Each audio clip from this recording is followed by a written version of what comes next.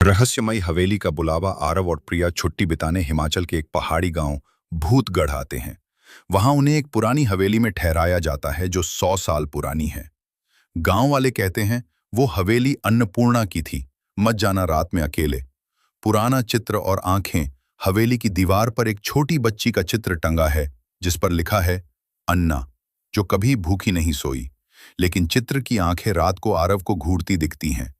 भूख का खेल। रात को आरव सपने में देखता है एक लड़की जोर जोर से रो रही है, मुझे खाना दो, मुझे भूख लगी है।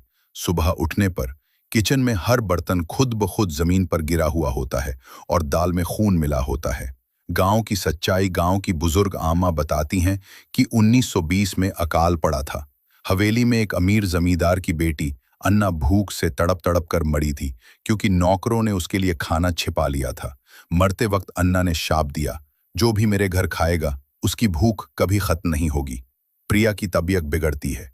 प्रिया अजीब बर्ताव करने लगती है। रात को उठकर अकेले रसोई में बैठ जाती है, बिना रुके खाना खाती है और अचानक कहती है, माँ कहती है खाना नहीं बचाना चाहिए, नहीं तो मैं भूखी रह जाऊंगी। आरव डर जाता है। उसे लगता है प्रिया में अन्ना की आत्मा घुस गई है। हवेली में भूख की पूजा। आरव को पता चलता है कि हवेली के नीचे एक छिपा तहखाना है जहां बच्चों की हड्डियां मिलती हैं।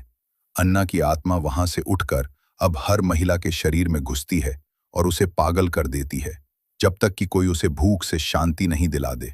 अंतिम बलिदान। आरव एक ब्रह्म भोज रखता है हवेली में, पर जैसे ही वह अन्ना की आत्मा को भोजन चढ़ाता है, प्रिया की आंखें खून से भर जाती हैं और वो कहती हैं, तुमने मुझे क्यों भूखा मारा था, अब मैं तुम्हें खा जाऊंगी।